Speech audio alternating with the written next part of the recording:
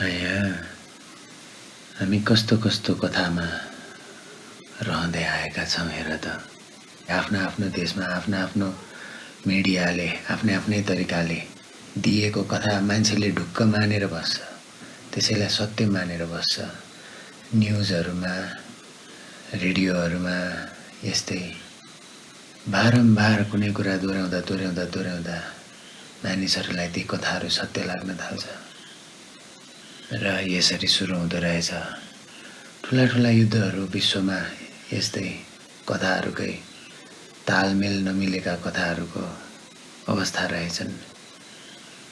यसो त तालमेल कहिले नै मिल्यो होला र, किनकि पृथ्वी प्रकृति अस्तित्व यसले कुनै पनि चिजमा बााउन्ड्री राख्दैन, कुनै पनि चिजमा बोर्डर लगाउँदैन र संसारभरिका कुनै पनि जियोपोलिटिकल बोर्डरहरू, यही राजनैतिक सिमानाहरू, यिनीहरूको आरपार लगभग एउटै नै कल्चर हुँदै आयो, एउटै भाषा हुँदै आयो, उस्तै बोलीचाली रहनसहन हुँदै आयो, एउटै मुहानको पानी बाँडिँदै आयो, किनकि ती एकै ठाउँकै हुन् र त्यसमा हामी मानिसहरूको उपजले विभाजन गर्न सिकायो, कथाहरू दियो र एक आपसमा विभाजन गरायो र त्यसको फलस्वरूप निकै वर्षसम्म मानिसहरू युद्ध गरेर बिताए। यही कथाहरू नबुझेका कारण, यही कथाहरूको मिश्रणका कारण, किनकि फरक फरक ठाउँका मान्छेको फरक फरक ब्रह्माण्डबाट निस्केको फरक फरक कथा कहीँ नै मेल खान जान्छ र त्यसैले नेपालले भन्दै गर्छ त्यो हाम्रो भूभाग, भारतले भन्दै गर्छ त्यो हाम्रो भूभाग, भारतले पनि आफ्नो जनतालाई त्यो हाम्रो भूभाग भनेर न्युजमा, समाचारमा, भाषणमा भन्दै गर्छ र नेपालमा पनि न्युजमा, भाषणमा यसरी ठुला ठुला कथा बनाएर प्रस्तुत गरिरहन्छ र यस्तै कथाहरू सुन्दै हामीले यति भूभागलाई हाम्रो, अरू बाँकी भूभागलाई उसको, बाँकी भूभागलाई उसको, यसरी पृथ्वीलाई बाँडेर सकाएका छौँ, टुक्रा टुक्रा पारेर सकाएका छौँ। जियोपोलिटिकल बोर्डर वास्तवमा नै अस्तित्वमा एक्जिस्ट गर्दैन। अस्तित्वको लागि पृथ्वी सारा एउटा जीवनले भरिएको अवस्था हो र हामी मानिसहरूको, हाम्रो मङ्की माइन्डको, मङ्की थट्सहरूको कारणले गर्दा, हाम्रो बानर रूपी मनको बानर रूपी विचारहरूको कारणले गर्दा हामी मानिसहरू त्यही कुराकानी गर्नको लागि, कम्युनिकेसन गर्नको लागि, कुकुरले अरू कुकुरसँग कम्युनिकेसन गर्नको लागि ठाउँ ठाउँमा पिसाब गरेर यो मेरो भूमि, यो मेरो एरिया भन्ने जस्तै मानिसहरूको व्यवस्थाले मानिसहरूलाई त्यस्तो गर्नसम्म बाध्य गरायो र यो कम हुँदै गइरहेको नै थियो।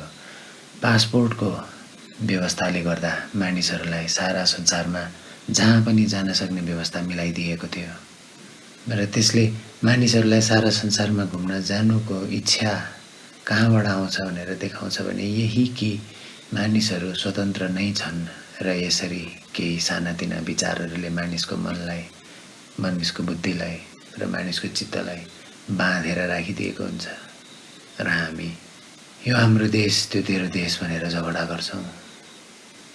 योभन्दा अलिकति गहिरोमा हेर्ने हो भने ऊभित्र बगेको रगत पनि त्यही हो। सम्भवतः उसलाई रगत चाहिँदा तिम्रो रगत मिल्न सक्थ्यो होला। उसको प्रेम पनि त्यही प्रेम हो जस्तो प्रेम तिमीले गर्छौ, उसको भावनाहरू पनि त्यही भावनाहरू हुन् जति भावना तिमीमा छ। सारा संसारभरि नै सबैतिर, सबै मानिसमा एउटै प्याटर्न छ र यसैबाट मानिसहरूलाई विभाजन गरेर भिन्न भिन्न प्याटर्न्सहरू क्रिएट गरियो। समयकाल अनुसार, सामाजिक निड अनुसार यस्ता कुराहरू परिवर्तन हुँदै गए। केही कुरा परिवर्तन हुँदै गए, केही कुरा परिवर्तन हुने क्रम जारी छ र केही कुरामा हामी सिल्ले आर्गुमेन्ट गर्दै गर्ने क्रम पनि जारी छ। मानिस त्यतिखेर पृथ्वीको एकतासँग आइपुग्छ जब उसले यी सब विचारधाराहरू त्यागिदिन्छ। एकैछिनको लागि भए पनि यस्ता सञ्चार माध्यममा आउने कुराहरू, नेगेटिभ न्युजहरू जस्तो सुकै खालको भए पनि अहिलेको जमानामा केही क्षण यीबाट पर रहनु नितान्त आवश्यकता देखिन्छ। यस्ता समाचारहरूबाट पर रहनु नितान्त आवश्यकता देखिन्छ। किनकि भनिन्छ हिटलरले पनि आफ्ना जनतालाई युद्धको लागि यस्तै गरी मेसेज पठाउँदा पठाउँदा, केही सन्देश पठाउँदा पठाउँदा जनता बीच नै युद्ध सुरु गराएका थिए। र त्यस्तै गरी माओवादी कालमा पनि यस्तै विचारहरूको लडाइँको नाममा ठुलो युद्धसम्म हाम्रो देशमा देख्नु पर्यो। विचारकै कारण मानिसहरू निकै लडाइँमा परे संसारभरि, र जहिले जहिले मानिसहरू लडाइँमा परे तैले विचारकै कारण लडाइँमा परे। र विचारहरू सब मनका कथाहरू हुन्। र विचारहरू सब कुनै पनि विचारहरू हाम्रो आफ्नो मौलिक विचार होइन भन्नुहुन्छ गुरुहरू। विचारहरू हामी यही पृथ्वीमा सुन्छौँ र अपनाउँछौँ र भन्छौँ यो हाम्रो विचार हो, र यसै गरी यो पृथ्वीको यात्रा जारी रहन्छ र रहँदै आएको छ। आज नेपालले नक्सा निकाल्ला, भोलि भारतले नक्सा निकाल्ला, भोलि चीनले नक्सा निकाल्ला, भोलि अरू कुनै देशले नक्सा निकाल्ला। नक्साको खेल सदैव जारी छ र सदैव जारी रहन्छ। जहाँसम्म मानिसहरू आफ्नो कथाहरूप्रति पूर्ण जागरुक हुन सक्दैनन् त्यहाँसम्म यी नक्साका खेलहरू जारी रहन्छन्। र यो खेल जारी रहँदा रहँदै पनि योबाट भिन्न छु, योबाट अलग छु, योबाट भित्र छु, यसको अनुभव गर्न सक्नेहरूले मात्रै जीवनको यात्रा, अध्यात्मको यात्रा बनाउन सक्छ। स्वयंलाई निहाल्ने यात्राबाट आनन्दको यात्रामा अगाडि बढ्न सक्छ। नत्र यस्तै सानातिना विचारहरूको तालमेल नमिल्नाले मानिसमा तनावको स्थिति सृजना हुन्छ। भारतमा बसेका कैयनलाई निकै अगाडिदेखि थाहा छ त्यो लिम्पियादोरा, अथवा यस्तै वरपरका ठाउँ भारतको र नेपालमा बसेका धेरैलाई थाहा छ। सानैदेखि कहिलेदेखि थाहा छ कि त्यो नेपालको। र यो दुईटा कथाहरू मानिसहरूले देखेका यी दुईटा गहन कथाहरूको कारण मानिसहरूमा अस्थिरता छाउँछ। डिप्लोमेटिक रिलेसनसिपको अर्थ नै यस्ता कुराहरू मिलाउनको लागि बनाइएको एउटा व्यवस्था भन्ने हुन्छ, जहाँ दुई भिन्न विचारधारामा बग्ने कुरालाई जोड्नको लागि तिनीहरू बीचको मिटिङ पोइन्ट, तिनीहरूको बीचको ग्यापलाई ब्रिज गर्ने कुराको लागि डिप्लोमेसीको जन्म भयो। यसको प्रयोग गरेर दुईटा विचारहरूको सहमतिमा केही नयाँ चिज, केही नयाँ सुरुवात गर्न सकिन्छ। र त्यसको डिप्लोमेसीको खास उद्देश्य पनि त्यही हो। कथा जसरी सुकै अगाडि बढोस्, जतासुकैबाट देख्न सकियोस्, फरक केही पर्दैन। किनकि यी कथा मात्रै हुन्। यी कथाहरू पनि कहिलेकाहीँ छेउमा लाएर बस्नु जरुरी हुन्छ। नत्र एडभर्टिजमेन्टका कारणले हामीलाई गर्मीमा चिसो सम्झिने बित्तिकै हामीलाई कोक याद आउँछ। यही एडभर्टिजमेन्टकै कारणले गरेर र मिडिया मार्फत, सोसियल नेटवर्किङ मार्फत धेरै कुराको विज्ञापन दिनहुँ हामीले देख्दै आइरहेका छौँ, भोग्दै आइरहेका छौँ। र हामीले देखेका विज्ञापन अर्थात् केही कुराको प्रचार अथवा केही आइडिया तिम्रा चित्तमा घुमाइदिने, मन्त्र स्वरूप बनाइदिने, तिम्रो इच्छा होस् नहोस्। एडभर्टिजमेन्टको सुरुवातै यसै कारणले भयो, यसैबाट नै भयो।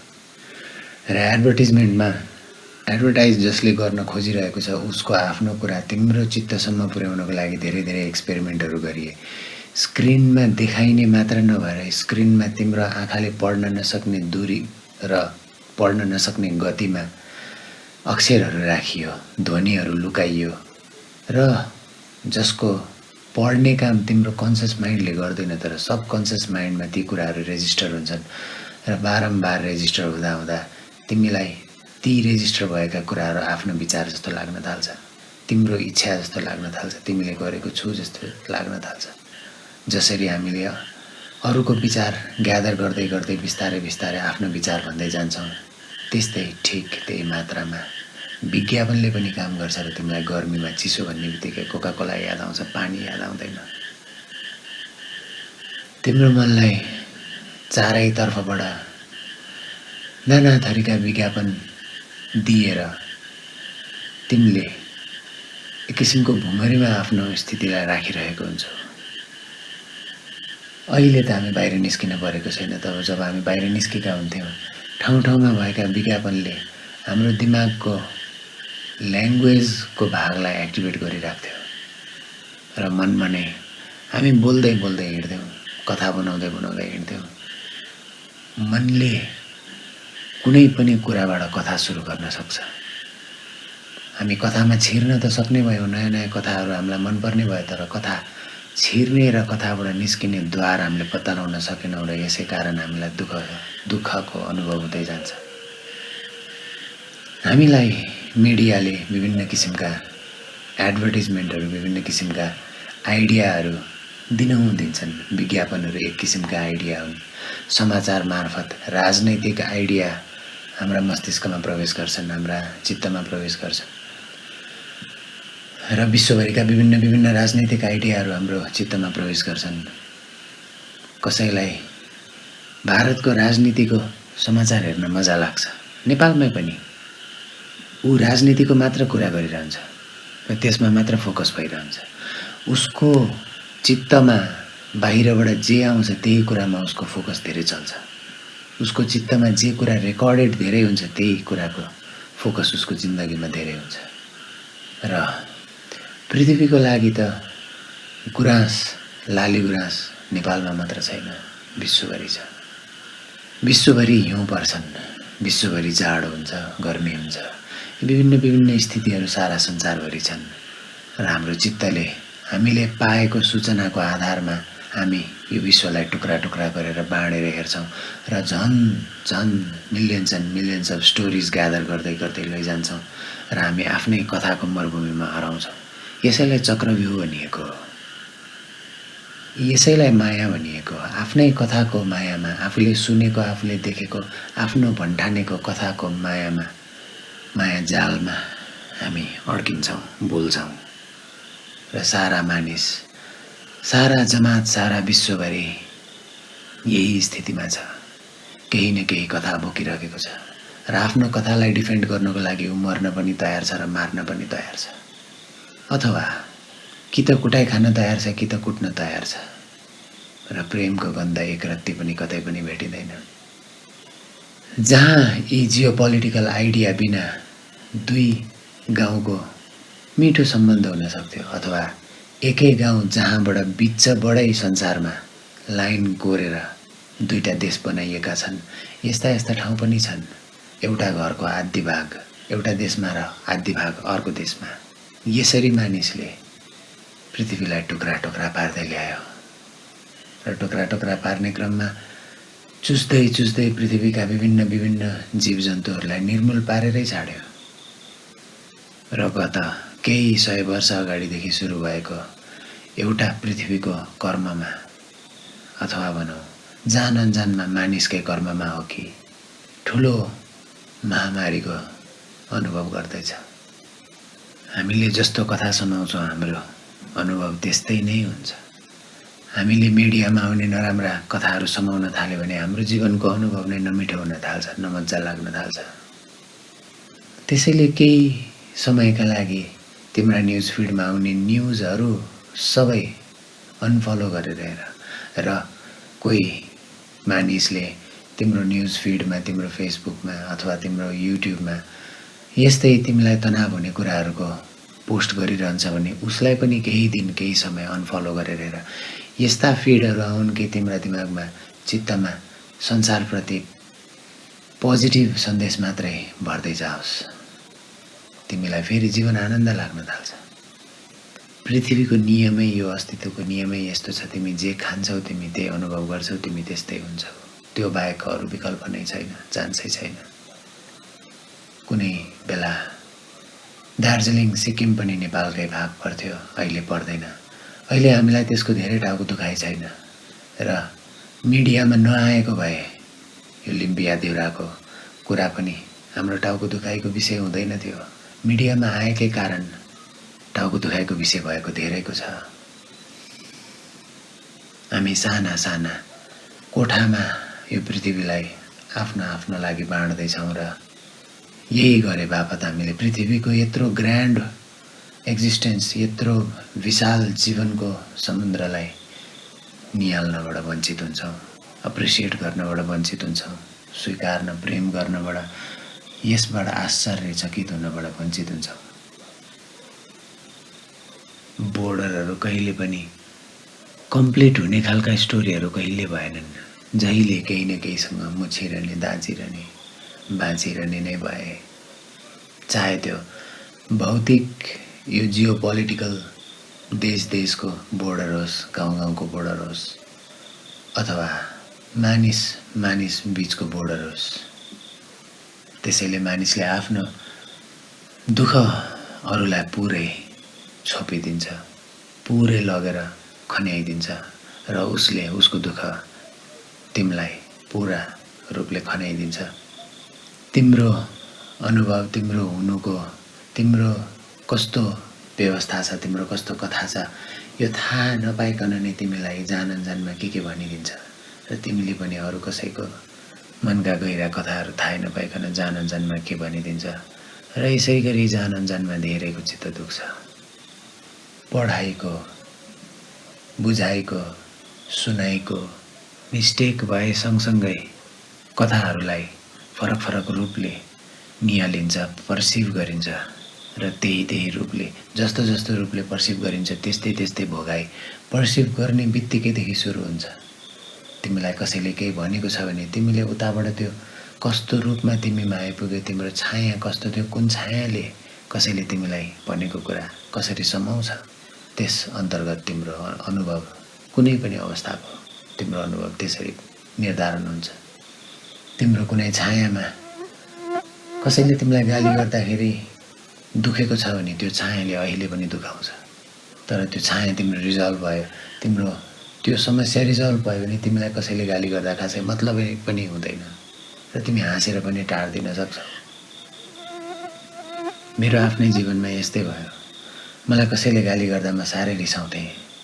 सानैदेखि त्यस्तो बानी थियो र बिस्तारै होस्टेल बस्ने क्रममा विभिन्न किसिमका अनुभवको कारणले गर्दा, विभिन्न किसिमका घटनाको कारणले गर्दा मैले कतैबाट कसैबाट आएको गालीलाई हाँसेर स्वीकार्दिने बानी सुरुवात गरेँ। त्यस पछाडि मलाई कसैको गाली मसँग आउनलाई साह्रै गाह्रो पर्यो। कसैले मलाई गाली गर्थे, कसैले मलाई नराम्रो भन्थे भने कसैले मलाई भनेकै भरमा म नराम्रो हुने र कसैले मलाई गाली गरेकै भरमा म गाली लिने हुने भन्ने कुरा नै आश्चर्यपूर्ण हुन थाल्यो। किनकि म सदैव कसैको गाली, कसैको नमिठो वचन यीबाट पर नै रहन्थेँ र हाँसेर मुस्कान फर्काइदिन्थेँ। यसले मलाई अरूको गाली त मसँग आउन दिएन, मसँग भएको रिसलाई निहाल्नको लागि झन् सजिलो बनायो। किनकि अरूले मलाई गाली गरिरहँदाखेरि म आफ्नो भित्र उम्लिरहेको आगोलाई पनि निहालिरहेको हुन्थेँ र निहाल्ने बाहेक वास्तवमा नै केही नै गर्न सकिँदैन। किनकि जस्तोसुकै कथा समाए पनि म यो कथाको लागि ज्यान दिन्छु अथवा ज्यान लिन्छु भने पनि, ज्यान दिए पनि अथवा ज्यान लिए पनि त्यस पश्चात सब कथा रित्तिने नै वाला हो, खाली नै हुनेवाला हो। कुनै पनि कथा सत्य छैन, कुनै पनि कथा टेम्पोररी छैन, त्यसै कारण अर्धसत्य हो। र सनातन सत्य यही हो कि हरेक मानिसमा आएको, हरेक मानिसमा भएको चेतनाले यी कथाहरूलाई निहाल्न मात्रै सक्छ र यी कथाहरू मार्फत गुज्रिन सक्छ, यी कथाहरू भएर गुज्रिन सक्छ। अस्तित्वले कसैमाथि केही रोक लगाएको छैन, त्यसैले मानिसहरू जे पनि गर्दै हिँड्न पाउँछन्, पाइरहेका छन्, जस्तो पनि भन्न पाउँछन्, पाइरहेका छन् र पाउँदै जानेछन्। यही नै अस्तित्वको मानिसहरूप्रति यो जीव, समग्र जीवन, समग्र जगतप्रतिको करुणा हो। यो करुणालाई देख्न सके सामाजिक व्यवस्थाहरू परिवर्तन हुँदै जान्छन्। कोही छोटो समयमा होला, कोही लामो समयमा होला। अस्तित्वले त्यसलाई रोक्दैन। गहिरोमा जीवनको दर्शन यस्ता कथाहरूमा अल्झिनाले हुनबाट वञ्चित चाहिँ जरुर हुन्छ। र कर्मको नियमले के भन्छ भने यो जीवनमा तिम्रो जागृति भएन, यो जीवनमा तिम्रा कथाहरू तिमीले निहाल्न सकेनौ, यो जीवनमा तिमीले अस्तित्व बोध गर्न सकेनौ भने केही फरक पर्दैन। तिमी अर्को जुनीमा गर्न सक्छौ, तिमी अर्को जुनीमा गर्न सक्छौ। र यसरी बारम्बार तिमी करोडौँ करोडौँ जुनी बाँच्दै बाँच्दै यहाँसम्म आइपुगेको हुन सक्छौ भन्नुहुन्छ गुरुहरू। एक बार जागृति यही जुनीमा, यही समयमा, यही ठाउँमा अहिले र यहाँको उपस्थितिमा आउन सक्ने क्षमता प्राप्त भयो भने यी चक्रहरू सबै देखिन्छन्। यी चक्रहरूबाट मुक्त पनि सम्भव छ। अब चोइस तिम्रो। तिमीले सबै कथाहरू देखिसके पछाडि चोइस नितान्त तिम्रो। त्यस पछाडि तिमी देशभक्त बन अथवा त्यस पछाडि तिमी बोर्डर सीमा म निहाल्छु, म रक्षा गर्छु भनेर लागि पर। त्यस पछाडि तिमी कुनै पनि कथा समाउ र त्यसमा आनन्दले आफ्नो पुरा ऊर्जा दिएर बाँच। तिम्रो मर्जी, तिम्रो मौज, तिम्रो खुसी। तर तिमीलाई आनन्द तिमीबाट कसैले पनि खोज्न सक्दैन। यही हो दुःख र आनन्द बीचको भिन्नता। दुःखले पोल्छ, आनन्द सुख र दुःखभन्दा पर छ। पोलेको पनि देख्छ, हर्षित भएको पनि देख्छ, खुसी भएको पनि देख्छ, रोएको पनि देख्छ। त्यो देख्ने चेतना, त्यहाँबाट तिमीले तिम्रो जीवनको कथाहरूलाई निहालहरी गहिरोले। यदि तिम्रा घाउहरू अझै छन्, तिमीलाई दुख्ने ठाउँहरू अझै छन् भने तिम्रा दुखाइको कारणहरूलाई अझ गहिरिएर निहाल। कहाँसम्म तिमीले ती घाउलाई गाडेर राखेका छौ त्यहाँसम्म लगेर हेर। र यदि त्यो गर्न सकिँदैन, आफ्ना कथाहरू हेर्न सकिँदैन, कुनै कुण्ठाहरूलाई निहाल्न सकिँदैन र साह्रै गाह्रो हुन्छ भने छोडिदेऊ। एकैछिन भारी छोडिदेऊ। एकैछिन जेसुकै होस्, एकैछिन जे पर्ला पर्ला खाली भएर बसिदेऊ। सबै रिल्याक्स गरेर बडीलाई छोडेर बसिदेऊ। मनसम्म छोड्नको यात्रा शरीरलाई छोडेर सुरु गर्नुपर्छ। तिमी शरीरबाट सुरु गर यात्रा, शरीर हलुका गरेर। अध्यात्मको यात्रा सुरु शरीरबाट नै हुन्छ, शरीरप्रतिको जागरणबाट हुन्छ। तिमी तिम्रो शरीरलाई हलुका छोडेर त्यसप्रति जागरुक हुनलाई प्रयासरत भएर सुरु गर। कथा हेर्न सक्छौ भने कथामा हेर। कथामा छिरेर पनि मिठो अनुभव गर्न सक्छौ भने छिर, केही फरक पर्दैन। तिमीलाई दुःख हुन्छ भने तिमीलाई दुख्ने बाटो किन हिँड्छौ? काँडा हुने बाटो किन हिँड्छौ? जबकि बाटोमा काँडा देख्छौ त्यो बाटो हिँड्छौ नै किन? जबकि कुनै समाचारले तिमीलाई नमिठो दिन्छ भने त्यो समाचार हेर्छौ नै किन? कुनै कथाले तिमीलाई नमिठो बनाउँछ भने तिमीसँग त्यो कथा हेर्ने र नहेर्ने दुईटै पुरापुर चोइस छ। र तिमीले त्यो कथा हेर्नै पर्ने बाध्यता भएको क्षणमा तिम्रो जागरुकताले, तिम्रो गहन कथा हेर्न सक्ने क्षमताले ती तिमीमा जबरजस्ती आइपुगेका कथाहरू पनि कथाहरू मात्र हुन् भनेर देख्न सक्छ। यो भित्री आँखाको, यो भित्री दृष्टिको अवस्थालाई, अनुभवलाई तेस्रो आँखा भनिएको। यो हाम्रो वास्तविक बाहिरको भौतिक आँखा जस्तो छैन। यसले जरुर देखाउँछ, इमेजिनेरियममा पनि लिएर आउँछ, थट्सहरूमा पनि लिएर आउन सक्छ। यसको उपस्थिति भिन्न छ र यसले यो सबै सामाजिक कथा देख्न सक्छ। यहाँ मात्रको कथा होइन, त्यहाँको पनि कथा देख्न सक्छ। र दुवैतिर मानिसहरू उस्तै उस्तै रूपमा, उस्तै उस्तै कथामा अल्झिएका छन्। यता एकतिर कथा भन्ने क्रम र यहाँको अनुसारको न्यारेटिभमा यताको कथा अल्झिएको छ र उताको न्यारेटिभमा उताको कथा अल्झिएको छ। र न्यारेटिभहरू कहिले एक भएनन्। जो पावरमा पुगे सबको आफ्नै आफ्नै न्यारेटिभ भयो। त्यसैले जो पावरमा पुगे उनीहरूको आफ्नै आफ्नै इतिहास लेखियो। नर्मल मानिसको यस्तो इतिहास लेखिँदैन कहिले पनि। जो एकदमै पावरमा पुगेको हुन्छ अथवा निकै पावरमा पुग्न कोसिस गरेको हुन्छ उसको मात्रै लेखिँदै जान्छ र अस्तित्व सङ्गत पावरमा कोही पनि पुग्न सकिँदैन पनि। किनकि कहाँसम्म कन्क्वेयर गरेर भ्याउने, कहाँसम्म खाएर भ्याउने। जति छ हामीसँग यही पृथ्वी छ। यो पृथ्वीले नपुगेर हामी चन्द्रमाको ठाउँहरू पनि आफ्नो आफ्नो देशअनुसार भाग लाउन थाल्यौँ र मङ्गल ग्रहको ठाउँहरू पनि आफ्नो आफ्नो देशअनुसार भाग लाउन थाल्यौँ। बिस्तारै बिस्तारै हामीले सारा विश्व ब्रह्माण्डलाई नै आफ्नो आफ्नो देशको भागमा भागवण्डा लाउनेछौँ र हामी झन् खोक्रो हुँदै जानेछौँ। जीवनबाट रस हराएर जानेछ। यसरी चेतनाको विभाजन गरेर मनमा अनेकौं अनेकौं किसिमका कथाहरू घुमाएर र घुम्न दिएर मानिसले आफ्नो जीवन नरक सम्मान अहिले नै यही समयकालमा बनाउँदै आएको छ र हरेक समयकालमा मानिसको जीवन नरक सम्मान हुँदै आयो। किनकि हरेक कालमा मानिसहरू कथालाई समाउँदै आए र सत्ययुगको अर्थ यो हुन्छ कि कथाभन्दा पर तिम्रो छ र तिम्रो दर्शन त्यहाँ छ। तिमीले देख्छौ कथा छ, कथा आउँछ, कथा बस्छ, कथा जान्छ, तिमी द्रष्टा भएर हेर्न सक्छौ। त्यस पछाडि आउने पनि तिम्रो लागि सत्य हो र जाने पनि तिम्रो लागि सत्य हो। किनकि कुनै पनि कुराको सत्य एक देशमा एउटा र अर्को देशमा त्यही कुरा असत्य हुन सक्दैन। त्यो सक्छ मात्र मान्छेको दिमागमा, मनमा, मनका कथाहरूमा। अस्तित्वगत सत्य जे छ त्यो सदैव सत्य छ र त्यहाँ मात्र शान्ति छ, त्यहाँ मात्र वास्तविक शान्ति छ। त्यहाँ नपुगेसम्म हामी एकअर्काको सिमाना मिच्ने क्रम पहिलेदेखि गर्दै गर्दै आएका थियौँ, अहिले पनि गर्दैछौँ र पछि पनि गर्दै जानेछौँ। केही फरक पर्दैन। अस्तित्वले यो गर्नलाई हामी सबलाई छुट दिएको छ। तिम्रो आनन्दको कथा तिमीले कस्तो बनाउने भनेर आफैले जिम्मेवारी लिनुपर्छ र साना साना कुराहरूबाट सुरु गर्नुपर्छ। जीवनका साना साना पोइन्टहरूबाट सुरु गर्नुपर्छ। यसबाहेक अरू उपाय छैन।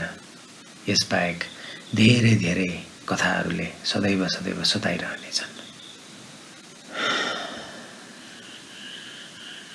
माया जीवनको हर कुना कुनाबाट ज्योति बालेर आफूमा आइरहेको नव प्रकाशलाई, आफूले जीवनलाई निहाल्न सक्ने पाएको यो नयाँ दृष्टिलाई आफूभित्र गहन गहन रूपमा लगेर विभिन्न विभिन्न कथामा लगेर आफ्नो आनन्दको स्थितिलाई कहाँसम्म पछ्याउन सकिन्छ, कहाँसम्म लग्न सकिन्छ, कहाँसम्म भेट्टाउन सकिन्छ, त्यहाँसम्म भेट्टाएर हेर। फ्री विल छ तिमीसँग। किनकि तिम्रो वास्तविक हुनुभन्दा बाहेक, तिम्रो अस्तित्वगत हुनुभन्दा बाहेक, तिमीले तिम्रो नाम पाउनुभन्दा अगाडि, तिमी जन्मिने बित्तिकैको अवस्थामा तिमी जस्तो थियौ त्यस्तो अवस्थामा, तिमी अस्तित्व सङ्गत भएको अवस्थामा बाहेक अरू सबै कुराहरू कथा हुन्।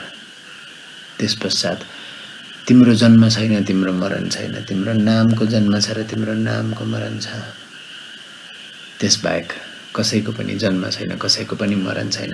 र कुनै टेरिटोरी, कुनै बााउन्ड्री राखेर यो बााउन्ड्रीको जन्म यहाँदेखि र यहाँसम्म भनेर तोक लगाउनु अस्तित्वभन्दा पर रहनु हो, मनको सतहमा रहनु हो।